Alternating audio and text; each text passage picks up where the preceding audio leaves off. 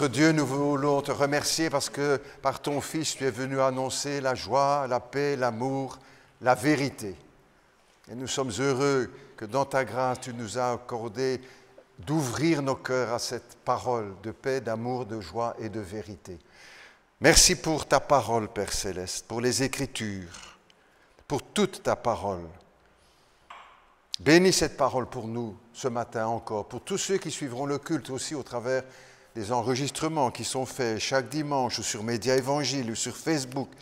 Notre Dieu, qu'il y ait de bonnes choses ainsi qui se répandent par le monde. Et puis pour tous ceux aussi qui se lèvent aujourd'hui pour annoncer la parole de Dieu. Je te demande encore ce matin ta grâce pour partager cette parole avec courage, avec simplicité, avec ta grâce, pour qu'elle soit efficace aussi dans les cœurs, dans mon cœur, dans nos cœurs, et qu'elle porte un fruit qui te glorifie. Tu as promis dans cette même parole qu'elle ne reviendra pas à toi sans avoir porté son fruit et accompli le dessein pour lequel tu l'as envoyé. Eh bien, Seigneur, que ta parole accomplisse dans nos cœurs, dans nos vies, dans l'Église, dans nos couples, dans notre famille, ce pourquoi tu l'as envoyé.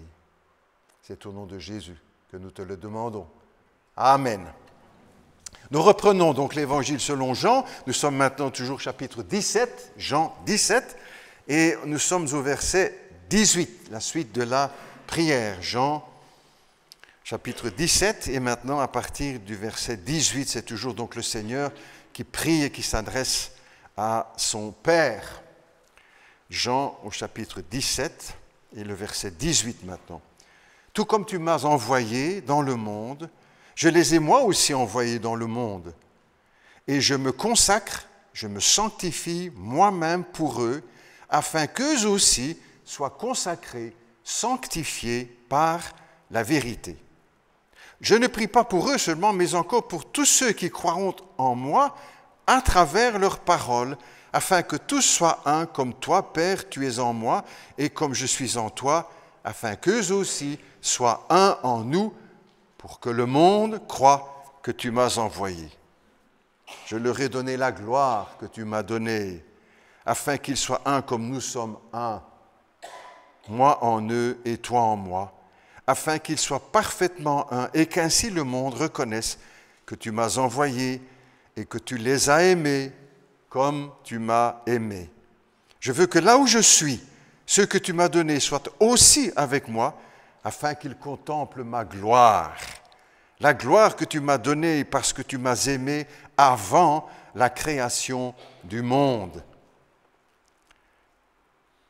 Père, je veux que là où je suis, ceux que tu m'as donnés soient aussi avec moi, afin qu'ils contemplent ma gloire, la gloire que tu m'as aimée parce que tu m'as donné, parce que tu m'as aimé avant la création du monde. Verset 25. Père juste, le monde ne t'a pas connu, mais moi je t'ai connu. Et ceux-ci ont reconnu que tu m'as envoyé. Je leur ai fait connaître ton nom, et je le leur ferai connaître encore, afin que l'amour dont tu m'as aimé soit en eux, et que moi je sois en eux. Jusque-là, si vous le voulez, les textes que je vous propose pour ce matin. C'est un des textes les plus importants du Nouveau Testament. Pourquoi? Parce que c'est une prière. Et c'est une prière entre Dieu le Fils et Dieu le Père. Dans l'intimité trinitaire, on pourrait dire. Mais en même temps, il nous autorise à écouter cette prière, puisqu'elle a été transmise dans les Écritures pour que nous puissions la connaître. On entend parfois l'expression « conférence au sommet ». Ici, ce n'est pas une conférence au sommet, c'est une prière au sommet. Et nous sommes invités à l'écouter. Mais ce qui est bouleversant aussi, on va le voir un peu plus loin en détail, c'est que dans cette prière, Dieu parle de vous et de moi. Il prie pour vous et pour moi. On regarde ça tout à l'heure dans la suite de la prédication. En fait aussi, on remarquera que tous les grands thèmes de la vie chrétienne se retrouvent dans la prière de Jésus. Alors j'en ai noté quelques-uns, la vie éternelle, les Écritures, le malin, la création du monde, la joie de Dieu, la vérité, croire, la gloire, aimer, haïr, l'amour, toutes ces choses qu'on retrouve aussi, qu'on doit retrouver dans la vie chrétienne, dans les églises chrétiennes. Vous avez déjà vu comme moi aussi certaines grandes conférences internationales, comme on dit, et les grands de ce monde, comme on dit aussi, sont réunis. Et à certains moments, vous voyez l'un d'entre eux qui se penche vers son ministre ou son président et qui lui dit quelque chose en secret. Si vous êtes comme moi, quand je vois ça, je dis, mais qu'est-ce qu'il lui dit? Je voudrais bien savoir ce qu'il lui a dit en confidence. Eh bien, ici, c'est un peu ce qui se passe. Mais qu'est-ce que le Fils de Dieu dit à son Père quand il lui parle? Eh bien, nous avons la réponse dans notre texte ce matin. Et il nous permet de le reconnaître et de l'entendre. Je remarque aussi, certainement comme vous, que quand Jésus était sur la terre, pour parler à son Père, il n'avait que le moyen que nous avons, la prière. Et en s'adressant à son Père, il prie comme nous prions. Nous sommes là avec ce texte quelques heures avant la croix, dans la chambre haute, avec Jésus, à Jérusalem, quelque temps avant qu'il ne soit trahi. Il célèbre la Pâque juive, il rappelle la délivrance d'Israël hors d'Égypte. C'était un commandement du Seigneur, et Jésus s'y soumet avec ses apôtres. Ils évoquent la délivrance d'Israël hors d'Égypte, la Pâque juive, mais en même temps, il lance déjà les premiers gestes pour la Sainte Seine. Ceci est mon sang, ceci est mon corps qui va être crucifié. Et les deux se recouvrent, à la fois la délivrance du Seigneur pour son peuple en Israël, mais aussi la délivrance de Dieu pour son peuple hors du péché, pour chacun de nous. La séance est assez sombre, on pourrait presque dire cela, beaucoup de tensions. Jésus va laver les pieds de ses disciples, on connaît l'événement, s'humilier pour laver les pieds de ses disciples. Il va aussi enseigner les grandes vérités sur le Saint-Esprit. Si un jour vous cherchez des textes sur l'Esprit Saint, vous avez là dans ce texte de Jean 16, 17, 18, un enseignement sur le Saint-Esprit de la part du Seigneur, le Consolateur. Et qu'est-ce qu'il fait également, là, dans la chambre haute? Il prie avec ses disciples et pour ses disciples. Quand on regarde pour qui il prie pour ses disciples, comme je l'ai dit, et puis aussi pour nous. Où est-ce que vous avez vu ça, pasteur, dans la Bible? Vous inventez, vous imaginez? Non, non. Dans le verset 20, Jésus dit ceci, « Je ne te prie pas pour eux seulement, les disciples qui étaient avec lui, mais pour tous ceux qui croiront en moi par leur parole. » Pour tous ceux qui vont se convertir après les disciples. Ça veut dire, vous et moi, on est là dans la prière de Jésus. Et quand il prie dans la chambre haute, il y a 2000 ans à Jérusalem, il a prié aussi pour nous. Et pour tous ceux qui viendront aussi après nous et qui sont à lui rachetés par le sang de Jésus-Christ. Ainsi, la prière de Jésus couvre les siècles jusqu'à la fin des temps, jusqu'à la fin du monde. Vous remarquerez aussi que c'est une prière très ciblée. Et Jésus est très précis justement dans ce qu'il dit. « Je ne te prie pas pour le monde, je prie pour eux. » Jésus ne prie pas, on pourrait dire, au canon, mais au laser. C'est ce que je veux dire par là. Nous prions souvent, sans critique pour personne, au canon, moi aussi comme les autres. Bénis les missionnaires, bénis ma famille, bénis l'Église, bénis. Blablabla. Tout le monde est dedans. Mais Jésus, lui, il prie avec précision. Voilà ce que je demande. Et nous aussi, nous devons retirer des enseignements de cela. Quand nous prions les uns et les autres, bénis papa, bénis maman. Amen. Amen. Mais qu'est-ce qu'on demande dans la bénédiction? Seigneur, bénis mon Père. Garde-le en bonne santé. Aide-le à son travail. Qu'il s'entende toujours bien avec maman. Ça, c'est des choses précises qu'on demande dans la prière, comme Jésus. Ou les parents pour nos enfants. Bénis mes enfants, Seigneur. Amen. Hein, moi, je prie aussi comme ça. Mais quoi comme bénédiction à mes enfants? Seigneur, garde-les des mauvaises compagnies, des mauvais copains. Seigneur, qu'ils ne touchent jamais à la drogue, qu'ils ne prennent jamais une cigarette. Seigneur, qu'ils choisissent de lire la Bible tous les jours, qu'ils prient tous les jours, qu'ils aient la crainte de Dieu, qu'ils ne prononcent jamais une insulte, un blasphème, et que son cœur s'attache à toi en grandissant. Des prières au laser, ça, je demande, Seigneur, avec précision. C'est ce que le Seigneur fait ici. Et on notera aussi qu'il fait très clairement une distinction entre ceux qui sont convertis, qui sont chrétiens, et les autres. Non pas parce qu'ils ne s'intéressent pas aux autres, au monde, mais parce que ça, c'est une autre prière. Pas la même que pour ceux qui sont à lui. Vous noterez ici, il s'adresse à ceux qui croient, ceux qui sont sauvés, ceux qui sont enfants de Dieu, ceux qui ont la foi, ceux qui se sont repentis, ceux qui aiment Dieu. Et il dit, je ne prie pas pour ceux qui ne sont pas sauvés, qui ne croient pas, qui ne veulent pas se repentir, qui refusent l'amour de Dieu ou qui refusent de rester dans le péché. Pour eux, il y a une autre prière, c'est qu'ils se convertissent. C'est qu'ils se repentent de leurs péchés.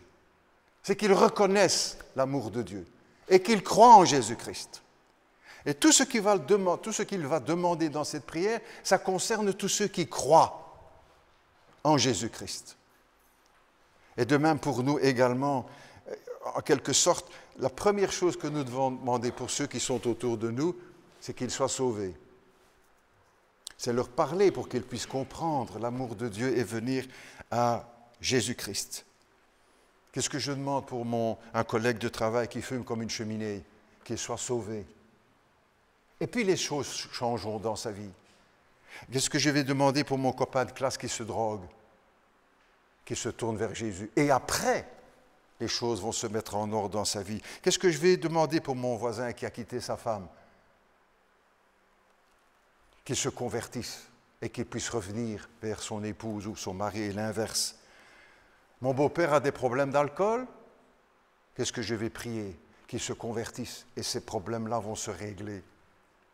Je me souviens, il y a plusieurs années, lors d'une convention où c'était au camp à Limoges, un frère, un frère qui est auprès du Seigneur maintenant a rendu témoignage. Il est venu pour la première fois, c'est la première fois qu'il venait, et il a expliqué son témoignage, comment il était venu à l'Évangile. Il a été encore assez jeune avec son père à l'église pour la première fois. Et quand il est rentré chez lui, il a décroché le crucifix, je reprends ces mots, il a brisé les statues, il a jeté son paquet de cigarettes, il a vidé la cave avec un tonneau de bière là dans l'égout. Pourtant, le pasteur n'avait pas parlé de tout ça. Qu'est-ce qui s'était passé? Il s'est converti. Et tout ce qui devait changer a changé après. C'est pour cela aussi que dans notre témoignage, nous devons bien faire la distinction. Et savoir que ceux qui ne sont pas à Christ, notre prière et notre témoignage auprès d'eux, c'est pour se convertir à Jésus. La conversion a remis tout en ordre. Lorsque les âmes, c'est ce que Jésus fait ici dans sa prière également, il demande des choses bien précises, mais pour ceux du monde, c'est qu'ils se convertissent. La première prédication de Jésus, vous savez, il dit, c'est le sermon sur la montagne. Non, non, non.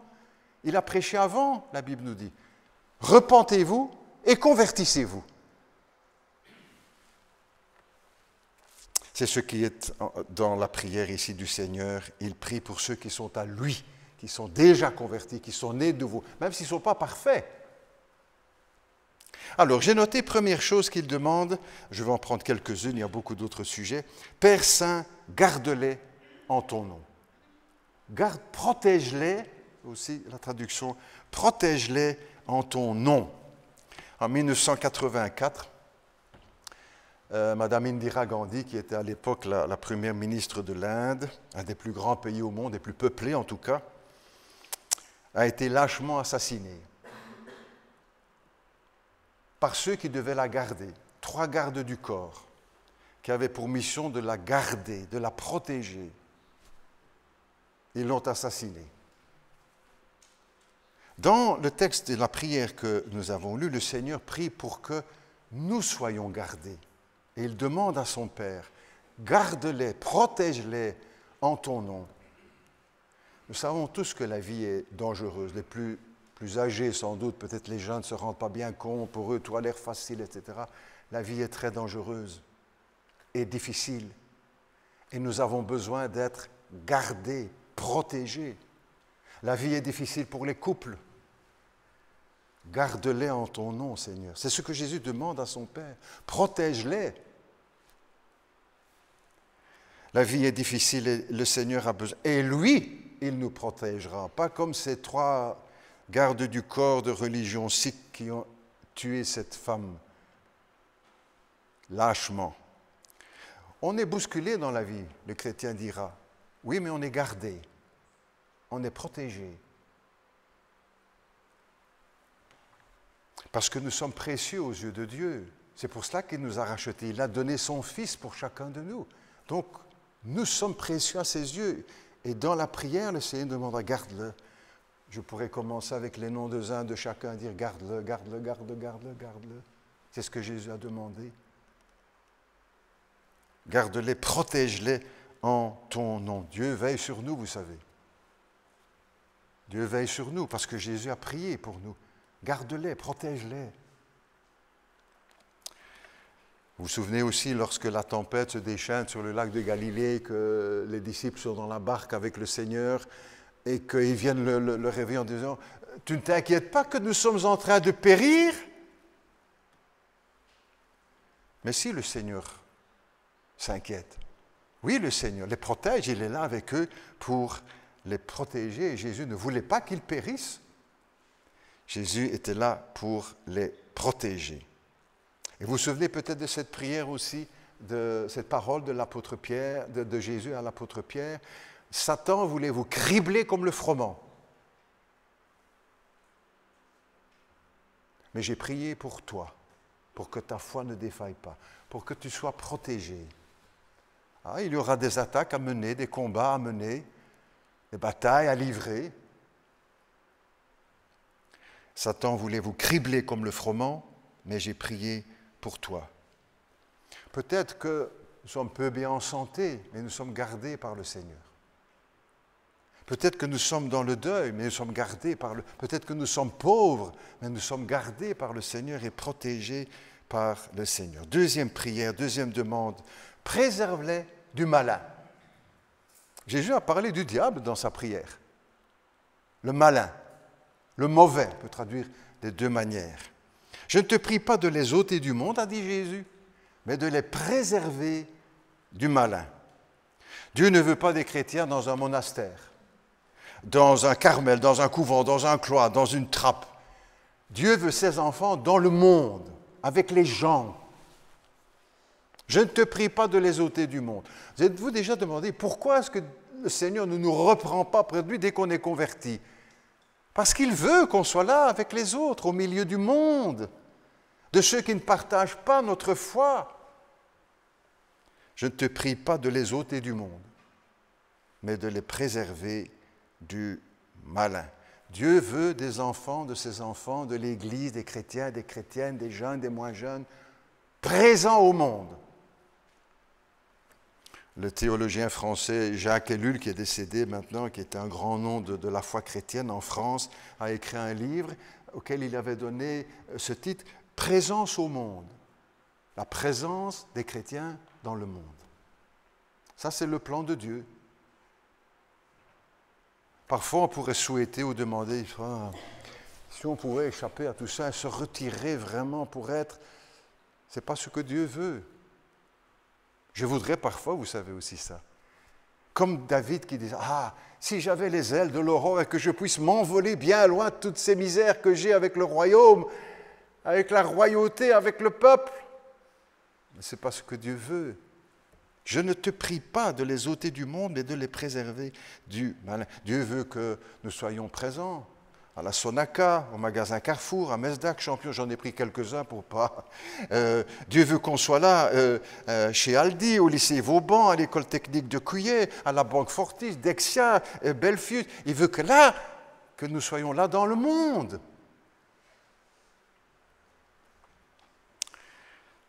Aussi, parfois, on aimerait rester entre chrétiens, on a fait une belle retraite, on a eu un beau moment, on a eu un beau camp, on a eu un beau week-end, on a eu... qu'est-ce qu'on était bien! Ah, si on pouvait, parfois, rester ensemble. Ce n'est pas ce que Dieu veut. Vous vous souvenez que Jésus a dit, vous êtes le sel de la terre. Alors chez nous tous, on a du sel dans un bocal ou dans une boîte, mais quand il est dans le bocal, il ne sert à rien. Pour servir, pour être utile, il faut qu'il soit répandu sur la nourriture. Et alors, il donne tout son effet. La même chose pour les chrétiens. Un chrétien dans un local ne peut pas servir à grand-chose. Il faut qu'il soit là, répandu dans la société, pour donner du goût, pour avoir un effet sur la société. Alors, dans un sens, il faut les deux. Parce que si vous ne gardez pas le sel dans un bocal, il va durcir, vous ne pourrez plus l'employer. Donc, il faut un moment. Mais à un moment, il faut qu'il soit répandu. La même chose aussi, un chrétien dans un local. Mais il faut aussi ça dans la vie du chrétien. Mais ensuite, pour être répandu dans le monde, là où Dieu nous veut. Il y a un temps pour être dans le bocal, il y a un temps pour sortir du bocal, il y a un temps pour être dans le local, et un temps pour sortir du local et être là avec les autres et préserver du malin. Certainement, comme moi, parfois, vous devez être affolés par la puissance du mal autour de nous. La puissance de la méchanceté, vous livrez les journaux, etc. C'est des choses qu'on n'aurait jamais imaginées. Et cette puissance du mal, parfois, nous inquiète et nous fait peur, pour nos enfants, pour nos petits-enfants déjà.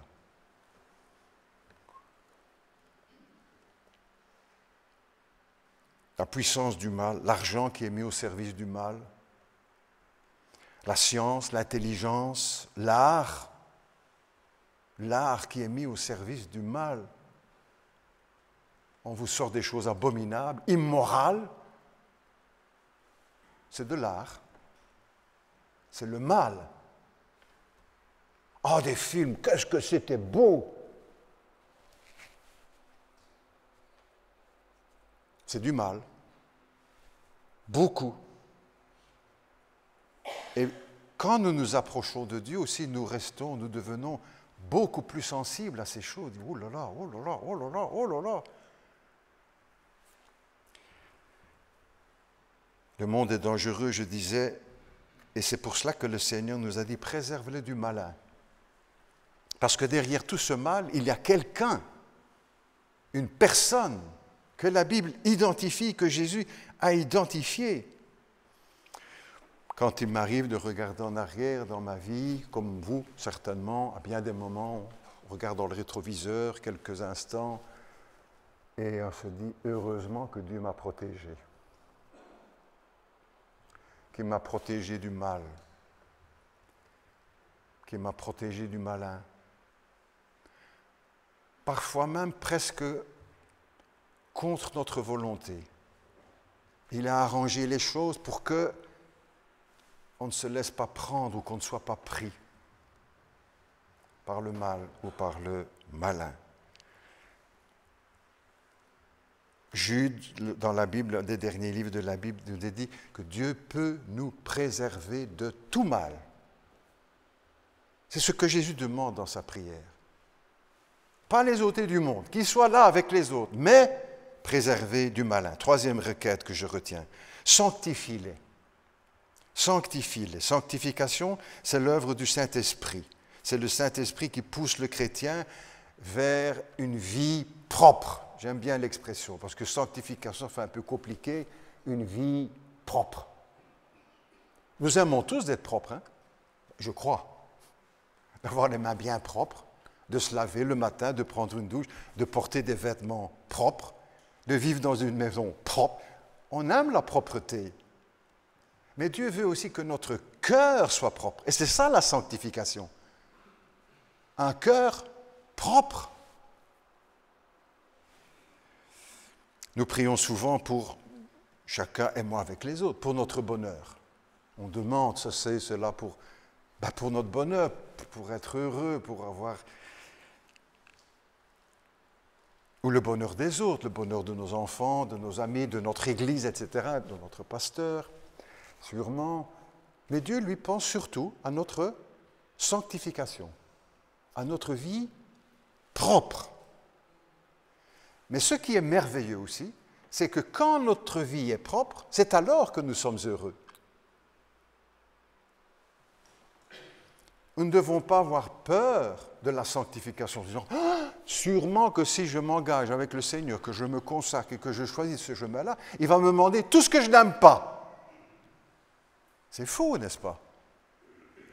Au contraire, ce mouvement conduit par l'Esprit de Dieu dans nos vies, c'est pour notre bonheur. On est plus heureux quand on est propre que quand on est sale. Dès qu'on a travaillé, qu'on a eu de la poussière, etc., qu'est-ce qu'on fait? Habille, on change. Mais la même chose, c'est dans la vie, à l'intérieur de notre vie. La sanctification, une vie propre. Vous serez saints, dit le Seigneur, propre, parce que je suis propre, parce que je suis saint, a dit le Seigneur. Notre bonheur passe par la sanctification. Dans l'Ancien Testament, il nous est dit que le souverain sacrificateur, le grand prêtre qui officiait au temple, devait porter des habits particuliers, etc. C'était décrit dans les livres de l'Ancien Testament, comme cela avait été révélé à Moïse.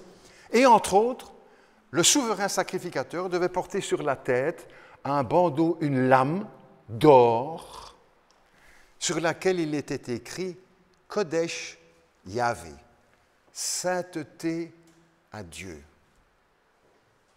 Si nous sommes chrétiens, nous avons tous cette couronne sur le front. Sainteté à Dieu, propreté à Dieu dans ma vie.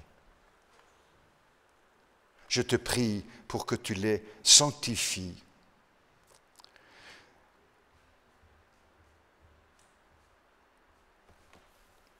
Une prière encore, comme je viens de dire, pour ne pas avoir peur, c'est que le Seigneur ne va pas nécessairement dire des choses qui nous heurtent ou qui nous déplaisent, au contraire. Quel plaisir d'avoir des lèvres propres et pas remplies d'injures, de jurons, de vocabulaire malsain. Quel plaisir d'avoir des yeux propres, saints, qui ne regardent pas n'importe quoi. Quel plaisir d'avoir un cœur propre, qui ne manigance pas des choses impures, malsaines, des pensées propres. La sanctification, c'est renoncer à tout ce qui est souillé, tout ce qui salit notre vie. Et le Seigneur a prié lui-même, je me sanctifie pour eux, en disant, je me tiens propre pour eux, pour vous, pour nous, sans tache sur le Christ. Je me sanctifie moi-même pour eux. 4e requête, je termine. Afin qu'ils voient ma gloire, c'est ce que Jésus a demandé dans la prière. Tu les gardes pour les préserver et afin qu'ils voient ma gloire. Dans les textes, dans la Bible, nous voyons l'humiliation de Jésus-Christ. Son rejet, les insultes, les crachats, tous ceux qui l'insultaient d'être fou dans sa propre famille. Il est fou. L'humiliation devant Pilate, devant la foule qui crie « Crucifie-le », l'humiliation devant les soldats romains qui vont le crucifier. On a vu tout ça dans les Écritures, mais pas vu encore vraiment sa gloire. Oui, par la foi, nous croyons à sa résurrection, par vrai. Mais le Seigneur demande quelque chose de plus là-dedans, que nous puissions voir sa gloire. Lors des premiers essais pour la bombe atomique, lors de la dernière guerre mondiale, les les scientifiques ne savaient pas très bien ce que ça allait donner. Ouais, ils savaient que ça allait cracher du feu, que ça allait être terrible. Et plusieurs étaient enfermés dans des bunkers en béton, avec une toute petite, vous avez ça dans des reportages, etc. Et à l'intérieur, même, ils devaient encore porter des lunettes spéciales pour ne pas que leurs yeux soient brûlés par l'effet de l'explosion nucléaire. Voir était dangereux, cette explosion. Et pourtant, la Bible nous invite un jour à voir la gloire de Dieu. Et ça, c'est encore autre chose. On ne peut pas l'imaginer. De dire, mais pasteur, qu'est-ce que ça va être, la gloire de Dieu? Qu'est-ce qu'on va voir? Qu'est-ce que je sais, moi? Mais Jésus demande pour que nous puissions un jour voir. Je veux que là où je suis, ceux que tu m'as donnés aussi soient avec moi et qu'ils voient ma gloire. Ils ont vu la croix, les insultes, le sueur, les couleurs, le sang. Seigneur, Père céleste, qu'ils voient aussi ma gloire. Mais aussi quelque chose de passionnant, de touchant, je crois, dans cette prière. Je termine avec ça. Je veux que là où je suis, ceux que tu m'as donnés soient aussi avec moi. Nous savons que tous les chrétiens, nous sommes réjouis un jour que nous serons avec lui, avec le Seigneur. Mais dans sa prière, il demande aussi pour que nous soyons avec lui, pour qu'il ait aussi cette joie. Dieu vous veut, le Christ vous veut, nous veut près de lui. Que nous, on le veuille, bon, d'accord, on a tout à gagner, mais lui, eh bien, c'est pourtant dans sa prière, je veux que là où je suis, ceux que tu m'as donnés soient avec moi. Mystère de l'amour de Dieu, de l'amour de Christ, pour que nous soyons avec lui, là, dans la gloire. Je termine, garde-les en ton nom, préserve-les du mal, sanctifie-les, parce que je veux que là où je suis, ils y soient aussi. C'est le projet de Dieu et de Jésus-Christ pour chacun de nous qui sommes en lui. Prions ensemble si vous le voulez. Notre Dieu, notre Père, nous te remercions pour Jésus-Christ, notre Seigneur. Nous te remercions pour cette prière qu'il a prononcée là il y a 2000 ans et dans laquelle il a pensé à nous. Comme toi aussi, Père Céleste, tu as pensé à nous avant la création du monde. Nous ne pourrons jamais comprendre ce que ça peut pouvoir dire. Mais nous le croyons parce que nous avons mis notre foi et notre confiance en toi. Père Céleste, nous te remercions parce que tu veux nous garder du malin. Et nous le demandons aussi nous-mêmes en accompagnant la prière du Seigneur. Garde-nous du malin, Seigneur. Garde-nous du mal dans le monde. Nous-mêmes, nos petits-enfants.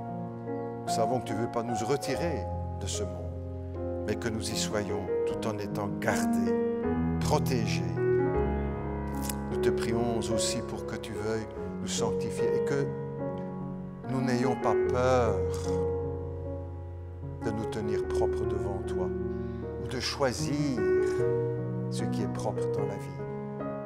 Pour les jeunes, pour les moins jeunes, pour les couples, pour les aînés, pour chacun de nous. Père Céleste, nous te remercions aussi parce que nous savons qu'un jour, nous verrons la gloire de Jésus-Christ. Aujourd'hui, les chrétiens dans le monde font partie d'une toute petite minorité, souvent moqués, souvent raillés, souvent méprisés, souvent persécutés, même maintenant. Mais nous vivons avec cette attente et cette certitude qu'un jour, nous verrons la gloire, toute la gloire de Jésus-Christ. Nous te remercions aussi, Père Céleste, parce que par cette prière, nous savons que le Seigneur Jésus nous veut près de lui pour l'éternité. Comme les jeunes qui s'aiment avec ces paroles, je veux que tu sois toujours avec moi. Je ne veux plus qu'on soit séparés. Je veux qu'on soit toujours ensemble. Je veux vieillir avec toi. Quel bonheur de savoir que le Seigneur Jésus nous veut aussi auprès de lui pour toujours. Père Céleste, nous nous remettons chacun entre tes mains, te demandant de nous aider à te suivre avec fidélité en toutes choses et en toutes circonstances. Au nom de Jésus, nous te prions. Amen.